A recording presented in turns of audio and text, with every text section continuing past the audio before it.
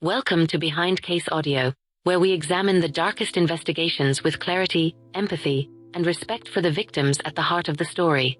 Tonight's episode explores the case of Dương Tân Hải, a man whose 4-year rampage across Hà Nam and Sơn Đông and Hà Bắc left 67 people dead, shook rural communities, and exposed the limits of early 2000s policing in parts of China. This is a story about violence, but also about how systemic blind spots, poverty, and isolation can hide a predator in plain sight. Listener discretion is advised. Imagine the vast, fog-shrouded farmlands of rural China, much like the endless cornfields of the American Midwest, where the air carries the earthy scent of freshly turned soil and the distant crow of roosters signals the start of another hard-working day. These were places where families lived simple lives, bound by generations of tradition, their laughter echoing like a warm summer breeze, until one man's shadow turned them into graveyards of grief. We'll delve into the emotional toll on survivors, the way fear rippled through villages like a chilling wind, and draw parallels to how small-town sheriffs in the U.S. might struggle with limited resources, highlighting how fragile communication channels between provinces delayed justice and allowed tragedy to multiply. In a remote village in Hà Nam around 2001, Han Phuong Din, an elderly woman who had worked hard all her life, noticed a rupture in routine. Her son, Lai Tan Duc, usually visited every morning. Her grandchildren, Lai Jung Lich, 13, and Lai Jung Jung, 9, normally stopped by 2. Then 2 days passed. No footsteps. No Laukata. No sign of them in the fields, the market, or anywhere neighbors might have seen them. The village was a tapestry of modest clay homes nestled among rolling hills, where the morning mist clung to the rice paddies like a soft blanket, and the aroma of steaming congee wafted from open windows during breakfast hours. Han Phuong Din, with her weathered hands from years of tending crops, felt a gnawing unease in her chest, a mother's intuition sharper than any blade. These visits weren't just habit. They were the threads weaving family bonds tight in a world where survival depended on unity. The absence hit like a sudden storm, silencing the joyful chatter that once filled her days, much like how a quiet American farming town might feel the void when a beloved neighbor goes missing. Coffee and gossip at the local diner turning to worried whispers. This small disruption exposed deeper vulnerabilities in rural life, where isolation meant help was hours away, and poverty left families without modern safeguards like alarm systems. Anxious but practical, Han Phuong Din walked to the house. The gate was locked. The yard was silent, except for muffled lowing from inside. The family's cattle had not been taken to pasture. That alone was wrong. Lai Tan Duc was diligent. Animals ate on time. The path to the house wound through dusty lanes lined with bamboo groves swaying gently in the breeze, the ground soft underfoot from recent rains, carrying the faint metallic tang of wet earth. Her heart pounded with a mix of fear and determination, emotions bubbling like a pot left too long on the fire, practicality urging her forward while dread whispered of unimaginable loss. In communities like this, akin to isolated Appalachian hollows in the U.S., where self-reliance is a virtue, such oversights in routine signaled catastrophe. The cattle's unrest mirrored the growing panic in her soul, underscoring how poverty amplified risks. No hired hands, no phones to call for quick checks, just the raw dependence on family rhythms that, once broken, shattered entire worlds. She used a spare key, crossed the yard, and approached the bedroom window. At a glance, it looked like everyone was still asleep, bodies still beneath quilts. But when she leaned closer and called their names, reality snapped into focus, blood, still and dark. Lai Tan Duc and his son lay on the larger bed, his daughter was on a smaller one. Blunt trauma. A circular wound to the forehead, precise, chillingly consistent. The room, dimly lit by slivers of dawn filtering through cracked shutters, held the stale air of undisturbed sleep turned nightmare, with the faint scent of herbal remedies from a nearby shelf now overshadowed by tragedy. Han Phuong Din's calls echoed unanswered, her voice cracking like dry bamboo, as grief crashed over her. A tidal wave of sorrow for the lives snuffed out. Lai Tan Duc, the steadfast provider whose hands bore the calluses of endless labor, young Lai Jung Lich, dreaming of school adventures, and little Lai Jung Jung, whose giggles had been the village's melody. This discovery ripped through the community like a tornado through a Kansas plain, where families huddled in church basements for comfort, here turning neighborly trust into suspicion. Psychologically, such precise injuries hinted at a killer's ritualistic control, a signature that analysts later linked to deeper drivers of dominance born from his own humiliations, not excuses but triggers in a fractured mind. One small detail could deepest, dirt under the boy's fingernails, chills last scramble to escape. In minutes, a family line ended, and a province felt less safe. Police arrived. The investigation took months to connect with other scenes like it. It would take almost 4 years to stop the man who did this. That dirt spoke volumes of desperate innocence, a boy's final grasp at life amid the cool night air thick with fear, his small hands clutching soil as if pleading with the earth itself. The emotional void left behind was profound. Grandchildren who would never grow to tend the fields, a son whose wisdom died unspoken, leaving Han Phuong Dinh in a silence louder than any storm. Villages across Ha Nam, much like rural American towns gripped by a string of unsolved crimes, saw fear bloom, doors bolted earlier, lanterns burning longer into the night, community bonds strained by whispers of an unseen predator. Systemically, the delay in connections revealed early 2000s policing flaws, fragmented records akin to U.S. county sheriffs without shared databases, where poverty in remote areas meant cases were deprioritized, allowing the killer's chess-like moves to outpace justice until patterns emerged too late for many. To understand Dương Tân Hải, investigators later worked backward. He was born on July 17, 1968, in Chinjeong, Ha Nam, one child in a large, poor family. As a boy, he spoke little and drew well. His father recalled he could reproduce what he saw with eerie accuracy. Neighbors described him as quiet and hardworking, traits that can hide either discipline or deep resentment. The dusty streets of Chinjeong, where the sun baked the clay roads and the air hummed with cicadas in summer, framed a childhood of scarcity, meager meals of rice and wild greens, shared among siblings in a cramped home smelling of coal smoke. His artistic talent, sketching village scenes with pencil on scraps, offered a glimpse into a mind capable of precision, yet isolation bred resentment, emotions simmering like a forgotten kettle. Comparable to overlooked kids in U.S. Rust Belt towns, where poverty stifles potential, his quiet demeanor masked brewing anger. Analysis shows such backgrounds as drivers, not excuses. Humiliation from family dynamics fueling a path to crime, highlighting how societal neglect in rural China mirrored American inner-city cycles of violence. By high school, poverty had boxed him in. The school was far from home, a wealthier relative housed him but kept him apart. No shared meals, chores for food, hunger as daily companion. He cooked weeds and wild greens to survive, raised small animals for money. Marks slid. He dropped out. The long walks to school under relentless sun or chilling rains, the house filled with the savory aromas of family dinners he was excluded from, deepened his sense of alienation, a gnawing hunger not just for food but belonging. Emotional scars formed, rejection echoing like distant thunder, turning ambition to bitterness. In a cultural lens, this parallels American foster kids shuffled between homes, where exclusion breeds resentment. Here, it exposed rural China's rigid hierarchies, where the poor were invisible. Psychologically, this isolation planted seeds of vengeance, a pattern seen in many offenders where unmet needs twist into destructive urges, underscoring the need for early interventions in impoverished communities. He drifted to work sites, kitchen jobs among construction crews. Then came a first theft, an aluminum pot he sold for 133 yuan. He told himself he felt something he'd never felt in school, reward. The logic was flawed, but it stuck. Arrest for pickpocketing in 1988 sent him to a labor camp. Released, he returned to petty crime, fell in love, got arrested again in 1991. And when he came back a year later, he found his girlfriend at her wedding to someone else. Amid the clamor of bustling work sites, dust-laden air thick with sweat and cement, his thefts provided fleeting triumphs, a rush like winning a small-town lottery. The betrayal hit hardest, returning to wedding bells not for him, the joy of others amplifying his pain like salt in a wound. This mirrors U.S. stories of jilted lovers turning to crime, but in China, it highlighted how prison stints, meant for reform, often hardened inmates. His escalating crimes revealed a psychological escalation, from survival theft to vengeful acts, drivers rooted in repeated humiliations that systemic poverty failed to address. Humiliation curdled into anger. In 1996, he sexually assaulted a woman on a lonely road. She escaped and reported him. He was sentenced to 5 years.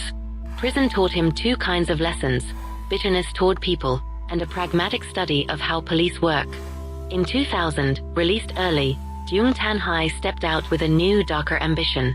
The lonely road, flanked by whispering fields under a starlit sky, became the stage for his rage. The victims escape a rare light in darkness. Prison walls, echoing with clangs and distant shouts, smelled of despair and unwashed bodies, forging his resentment into a weapon. Emerging into the crisp air of freedom, his ambition twisted, like Aches player plotting granda movis. Culturally, this echoes American ex-cons struggling with re-entry, but in rural China, lack of support networks amplified recidivism. Analysis points to prison as a school for evasion tactics, his drivers, anger from betrayal, not justifying but explaining the leap to serial violence, urging better rehabilitation systems. September 20, 2000, a villager checked on an elderly couple in Hà Nam, Dương Boi Van, 70, and Trey Tam El.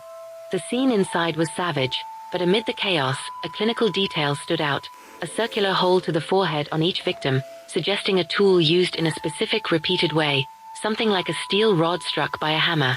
The modest home, with its thatched roof and walls adorned with faded family photos, still held the faint warmth of a dying fire, the air heavy with the metallic scent of tragedy. Dương Boi Van and Trey Tam El, pillars of their community whose wrinkled hands told stories of decades in the fields, left a void felt in every shared meal and village tale. Grief spread like wildfire through the close-knit hamlet, much like a small U.S. town's mourning after a local elder's passing, but here laced with terror. This signature injury revealed a killer's methodical mind, a ritual perhaps born from his own feelings of powerlessness, exposing policing gaps where rural stations, underfunded like some American county offices, failed to link cases swiftly. Villagers and police quickly suspected a neighbor, Dương Duk Loi, who owed the couple money for cigarettes. Under pressure, he confessed, then retracted. No hard evidence linked him. He was eventually released. The truth, he was innocent. The killer had moved on. Whispers in the village square, under the shade of ancient banyans where tea steamed in porcelain cups, turned neighbor against neighbor, eroding trust like acid rain on fertile soil. Dương Duk Loi's ordeal, interrogation rooms stark and intimidating, mirrored wrongful accusations in U.S. history, like small-town scapegoating. The emotional impact was devastating. An innocent man branded, community fractures deepening the collective grief. Systemically, this highlighted interrogation pressures in 2000s China, where quotas drove hasty conclusions, underscoring the need for evidence-based policing to prevent such miscarriages that allowed the real predator to continue his deadly game.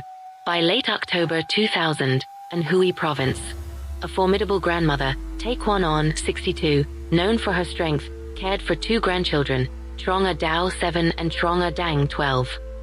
One night, an intruder waited for sleep, then struck with brutal efficiency. Again, blunt trauma. Again, the forehead hole. The boy was strangled. The girl was also assaulted. People later marveled that a thin man overpowered Tae Kwon-on. They missed what he really was, patient, calculating, and willing to attack only when targets were most vulnerable. The cozy home, lit by a single oil lamp flickering against woven mats, smelled of herbal soups Tae Kwon-on brewed for her little ones, now forever tainted. Her strength, forged in fields under scorching suns, made her a village legend, grandchildren's protector whose stories lulled them to sleep. The loss crushed the family, echoes of children's laughter silenced, akin to a U.S. grandmother's role in a tight-knit community shattered by crime. Psychologically, his patience reflected learned cunning from prison, drivers like societal rejection fueling vulnerability exploitation. Rural policing's isolation delayed pattern recognition, much like fragmented U.S. state lines hindering interstate cases. He also stole pigeons nearby and let rumors point toward a neighbor with a grudge.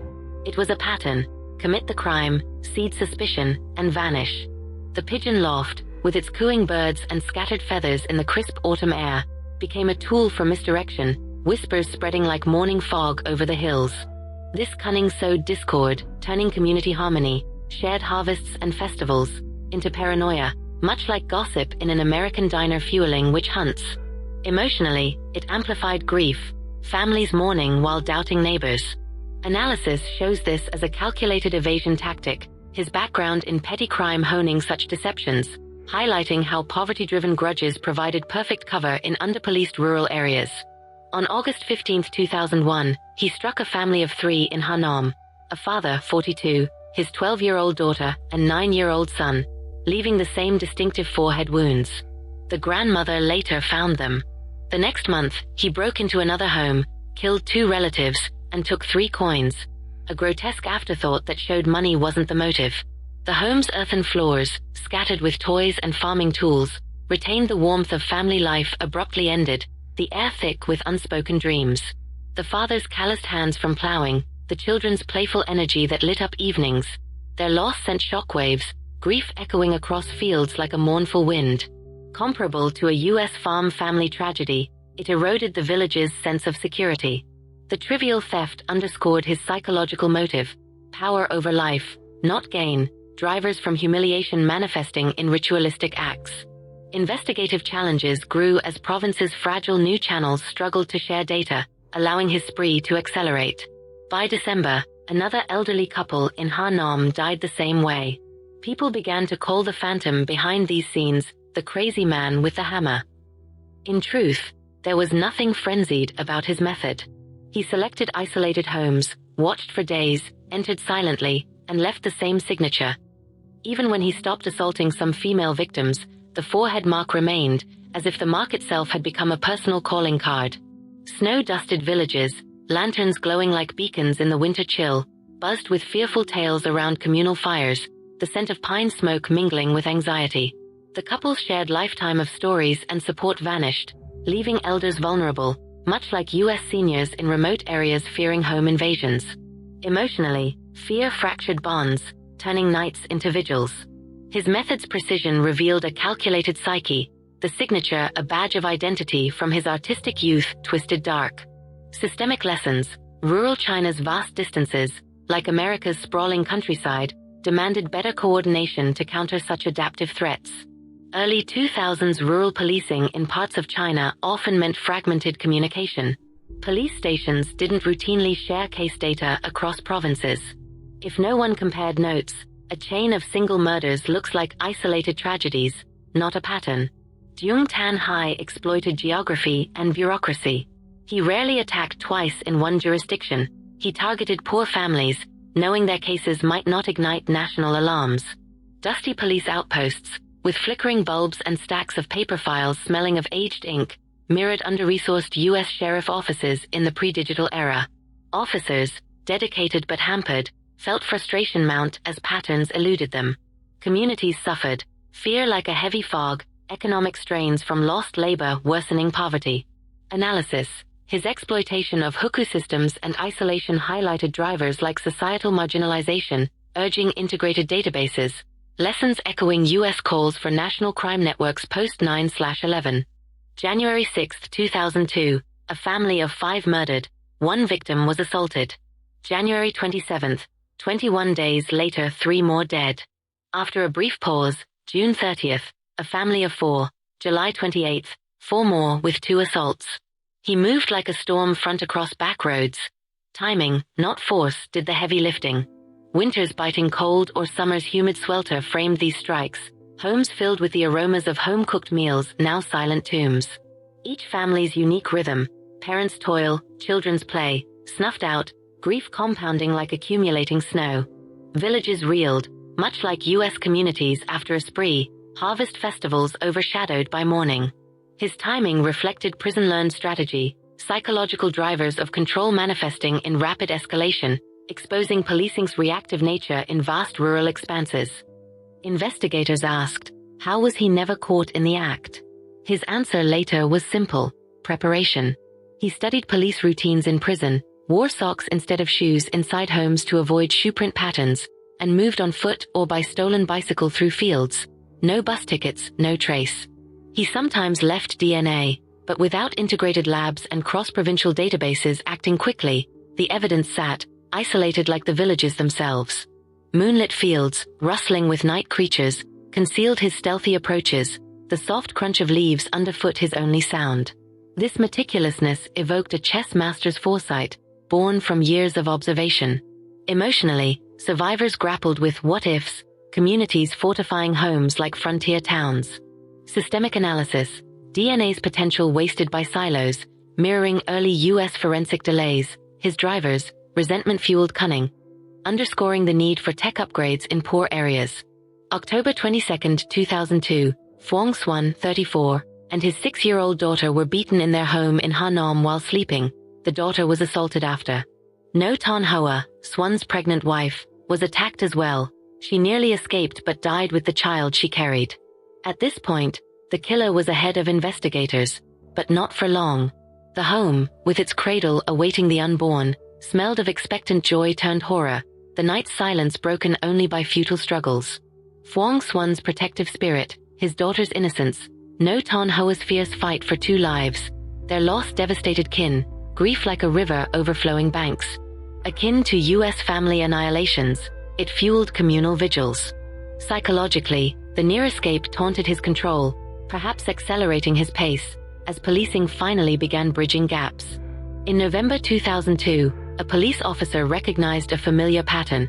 A family of 5 killed in Chow Lai matched elements from another case.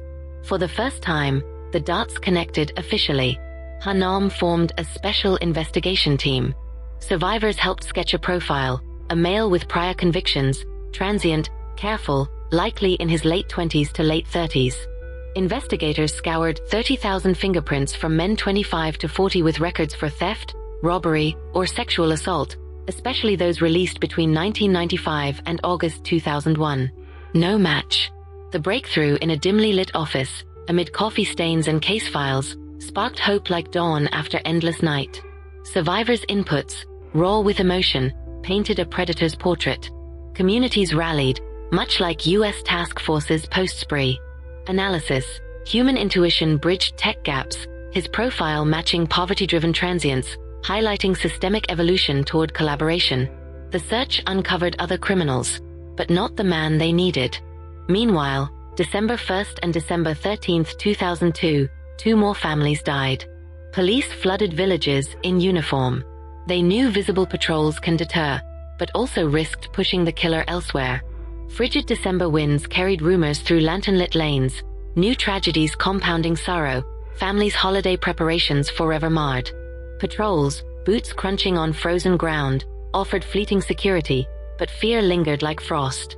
Comparable to U.S. manhunts saturating towns, it strained resources. Psychologically, pressure may have forced his adaptation, drivers intensifying under scrutiny, lessons in balancing visibility with strategy. He left Ha Nam for Hui, killed again on December 15th, then went quiet until February. When he returned to Ha Nam, he attacked a family of 3, 2 died, 1 was gravely injured. 13 days later, in a bold first, he attacked another family in the same town, killing 4 and assaulting 2. Investigators, who had believed he never hit the same area twice, were forced to rethink their assumptions. A reminder that offender patterns evolve when they sense pressure. Shifting provinces, through snow-swept roads or budding spring fields, his pauses built tension like a gathering storm. The same town strikes shattered illusions, grief doubling in familiar streets. Emotionally, survivors' scars deepened, communities barricading like besieged forts. His evolution mirrored chess adaptations, drivers of thrill-seeking pushing boundaries, exposing the fluidity of criminal behavior in underconnected rural policing.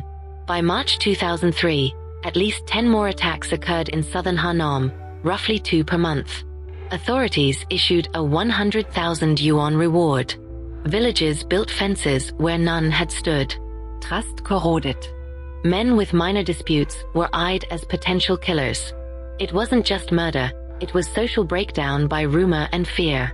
Springblooms contrastet vis barbet vire rising amid blooming orchards. Ze er sweet vis flowers yet zur vis suspicion. Reward posters fluttered like flags of desperation, communities fracturing. Old friends avoiding eyes. Much like U.S. reward-driven hunts breeding paranoia, it eroded social fabric. Analysis, fear's corrosive effect amplified by poverty, his spree revealing how isolation fostered rumor over evidence, urging community education alongside policing reforms. He vanished from Ha Nam and surfaced in Sơn Đông in April, killing a young couple expecting their first child. Sơn Đông police, already briefed by Ha Nam and Hui, locked down quickly. The rapid response appears to have disrupted him. Attacks paused for months. The couple's home, prepared with tiny clothes and hopeful dreams, now a site of shattered futures, the scent of fresh paint lingering in tragedy. Their anticipation, like any expecting parents in a US suburb, turned to communal mourning.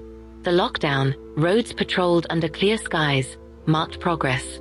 Psychologically, disruption may have frustrated his control, drivers momentarily checked by emerging cooperation. By August, he reappeared in Hà Bắc, stealing an axe from a neighbor to murder a family. Then, only 3 days later, killing another family in a nearby village. For the first time, police sensed desperation, rapid strikes, less careful displacement. The net was tightening. Humid summer nights, cicadas chorusing, hid his frantic moves, but haste showed cracks. Families' routines, harvest preparations, abruptly ended, grief swelling like monsoon rains. Communities, vigilant now, felt hope amid fear, akin to US sieges nearing end. His desperation signaled psychological unraveling, drivers clashing with closing pursuit. Behind the scenes, investigators had built a near-complete profile. They just needed a name and a face. They suspected a homeless drifter, adept at concealing identity, avoiding official records, and never returning to his home village. They were close, closer than they knew. War rooms buzzed with maps and photos, coffee fueling late nights, the air tense with anticipation. The profile captured his transience, rooted in poverty's invisibility. Emotionally, it empowered communities, trust rebuilding. Analysis, profile's accuracy from shared data highlighted systemic gains, his drivers of evasion born from marginalization. November 2, 2003, police received a report of a suspicious man loitering in a public hall in Thuong Chau. No job, no ID, sleeping in public bathhouses. Officers instructed staff, watch him, don't confront. The next day, plainclothes units followed him near an elementary school. He sensed the tail and tried to run. But this time, no exits. Bustling halls, steaming with bathhouse vapors, led to his capture amid urban anonymity contrasting rural horrors. The chase, heart-pounding through crowded streets, ended his reign. Communities exhaled relief, like after a US capture. His flight revealed cracking composure, drivers meeting reality. They arrested Dương Tân Hải with a knife and 500 yuan in his pocket. The Ha Nom accent. The drifter look. The calm. His DNA would seal it. But even before lab results, investigators felt it. This was the man. Handcuffs clicked in the crisp November air, his calm facade hiding the storm within. Relief washed over provinces, emotional healing beginning. Comparable to US high-profile arrests, it validated efforts. DNA's role underscored text power, his calm a mask for psychological detachment. When asked his name, he answered with statistics. 67 dead, 23 sexually assaulted, 10 others attacked, in 4 provinces, over 4 years. At first, he taunted, if you have evidence, I'll admit it. If not, stop trying to scare me. When confronted with DNA, he scoffed, misstating certainty like a gambler dismissing math. Eventually he talked, not with remorse, but with clinical pride in tools, timing, and method. Interrogation rooms, stark under fluorescent lights, echoed his chilling tally, void of regret. Communities grappled with his detachment, grief unassuaged. His pride revealed narcissistic drivers, lessons in confronting evil without empathy. Early 2004, the trial opened at 8 a.m. and ran until 12:30 p.m. with a short lunch break. He reportedly praised the food, thanked staff, and returned to court energized, his voice rising above judges like a man giving a seminar. On the second morning at 7:40 a.m., he was convicted. He declined to appeal, though he had 15 days to do so. Courtroom's wooden benches, filled with hushed observers, witnessed his bizarre normalcy amid horror. Victims' families found no closure in his demeanor. Comparable to U.S. trials with unrepentant defendants, it highlighted justice's limits. His behavior suggested final control, psychological analysis pointing to performance as power. On February 14, 2004, Dương Tân Hải was executed by shooting. A quick end, far gentler than what he inflicted. The final tally remained, 67 dead. Behind each number stood a home, a routine, a future that never arrived. Execution day, under gray skies, closed a chapter, but scars lingered like persistent rain. Communities mourned lost futures, emotional rebuilding slow. Lessons, swift justice, yet prevention key, his end underscoring systemic reforms needed. First, violent crime thrives in gaps between communities, jurisdictions, and data systems. When police in Ha Nam began cross-sharing patterns, the fog lifted. It shouldn't take years. Rural divides, vast as American prairies, allowed exploitation.